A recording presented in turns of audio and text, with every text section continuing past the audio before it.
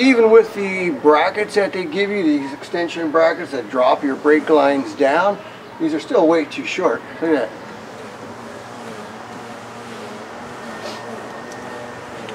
So, you know, the bad thing is Rough Country does advertise extended brake lines, but they don't make them for this truck.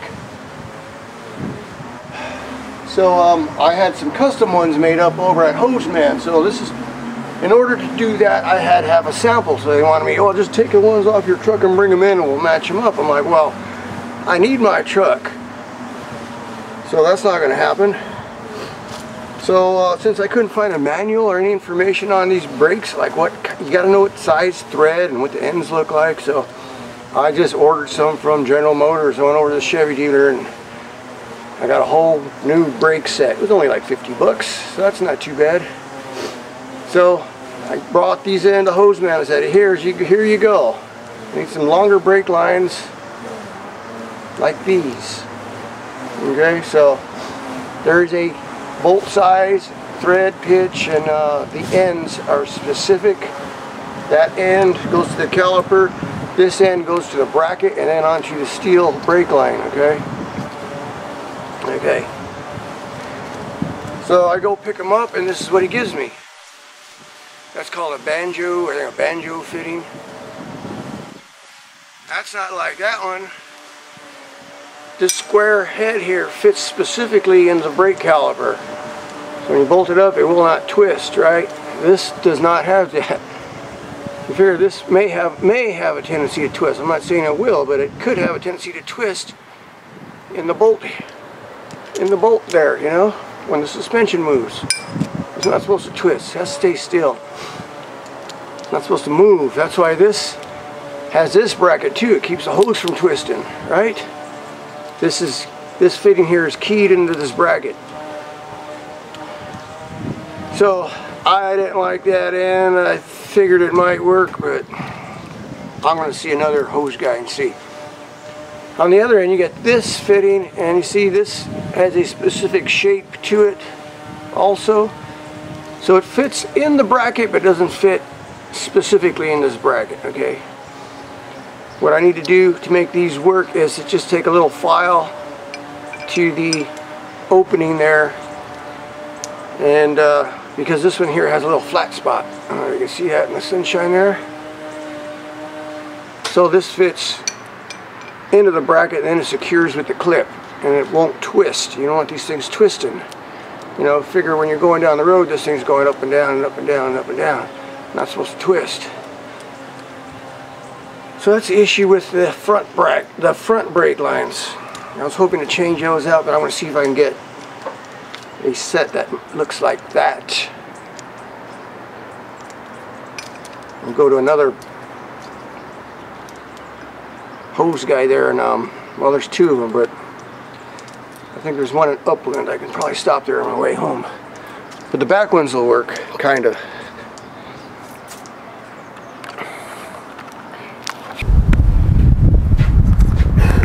It's hot today. It's Friday, and I just got home from work, so there's some things I want to do on this truck. It's why has it got to be so hot? It's like 90, I think it was 91 degrees today.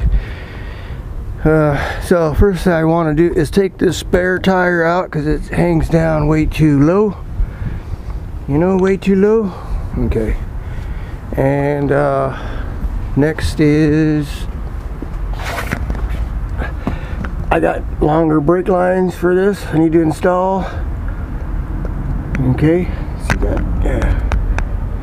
And also this here is the ABS wire sensor. This is the way GM mounts them, just on the frame. They just hang down like that. That's terrible design. And look at the one on this side. They just put a little some kind of heat protection on it because the muffler thingy's right there. So if I get around to it, I'm going to reroute this. I'm going to probably cut and splice it. Hopefully that's possible and I don't screw things up. Route it over to this side. So they both come down, and what I'll do is I'll secure them either to the vent hose here and the parking brake, or up to the brake lines right here. Dot. But okay, so this is what it looks like without the spare. See, the spare hangs by this thing right here. It's just a cable that's wound up here, and you basically just got to wind it down and lower it. It's got this little tube here, comes out, goes through the back of the bumper. There's a little bag of tools on my truck on the back seat, underneath the back seat, with a crank and the lug wrench. None of that is useful on this truck because I've got aftermarket wheels, lug nuts. The spare tire won't fit on this truck no more, so I guess I'll take that off for now. So okay, so much for that. So now what I got to do is I'm gonna pinch this brake line off, and then I got to unscrew it. See, I'm gonna pinch it off because I don't want to drain down the whole brake system. It's going to be a bear to bleed later to get the air out. So I'm just going to pinch this hose off here so I can pull this apart, and pinch this one off here so I can pull this one out. I wish I had some kind of little plugs for them brake lines, because I don't want these to drain down a whole lot either.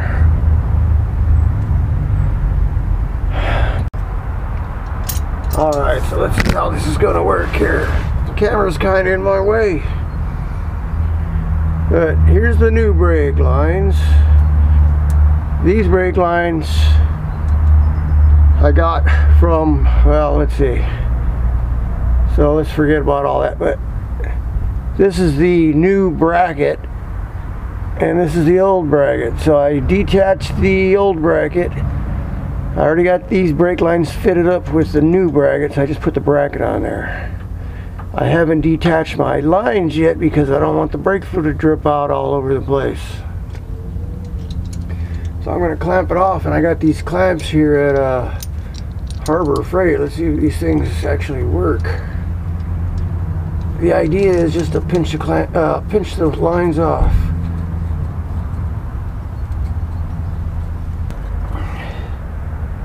Might. So now all I got to do is disconnect the lower bracket down here, so you can see that. Yeah, the lower bracket. So this is where these new brake lines connect. The issue I'm going to have is these things fit in here a certain way. They're like keyed, you know. There's a pattern. I don't know if you can see that there. This thing has a flat spot on one side. That keeps it from twisting, so I'm going to have to probably get my Dremel tool and resize these or reshape them to fit the new brake lines. See that? So let's see if I can bust these loose here. That was easy enough.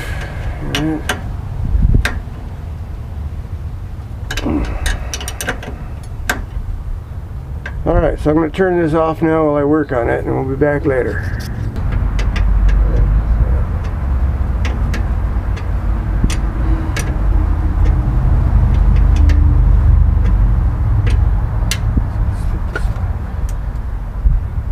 So now once you get the brake lines loose, you got to pull the little clips on that holding things together.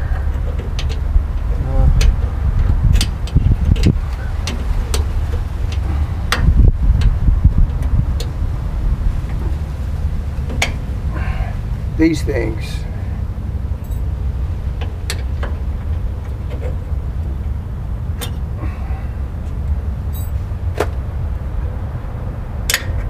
So,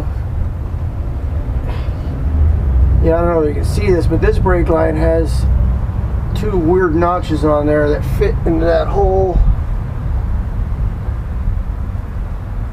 which means this thing would have to fit in there just like that too, for the clip to go back on.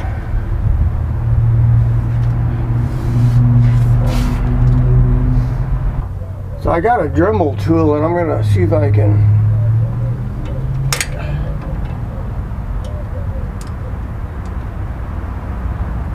reshape that hole so my brake line fits. All right, it's almost 7 o'clock, and I finally got these things in, and I don't know whether you can see them. Hopefully the light's okay in here. There you go. Yeah. So I did get a little fluid out of the two top ones. Those are my last two connections right there. I had to do the switch over. So I got a little bit of fluid out of there. But everything went okay. The tough part was reconfiguring these things, making the hole a little bigger for the new lines so they fit. And they fit tight. You don't want these to twist. When you tighten this up, these things should be in their firm fit so they don't twist your hoses. So anyway, that's what's up with that. I use my little Dremel tool for that. This one right here. This has like some kind of carbide tip on there. Works real good. The only problem is there's a lot of little flakes that come off there. See it? And they're sharp and they stick to you. I got some in my fingers, and I don't see nothing, but I can feel them. They feel like when some of those plants, they got those little fine little needles in them. It's like, damn it. That's the bad part about that, but so that's good. When are my springs coming in? I do not know. I got some springs on order from Atlas Spring. They're called they are the heavy duty expedition springs. And I got those so I can get rid of the lift blocks. Okay, so I ordered those maybe 2 weeks ago. If you go to their website, there is an 8 to 10 week waiting period on his springs there at Atlas Spring. He says, yeah, typically it's 8 to 10 weeks for the springs, but he's gonna try and get me them sooner since I am local, you know. So we'll see.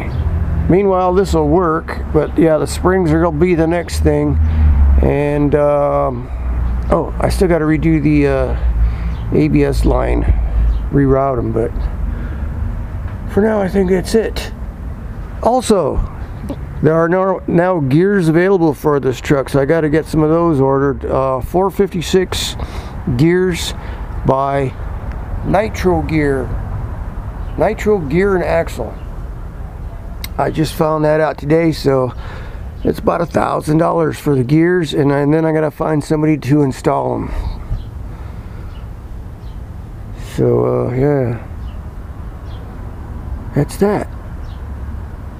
Now tomorrow's supposed to be a nice sunny warm day. I'd like to go somewhere instead of wasting my day sitting here working on this thing, but we'll see.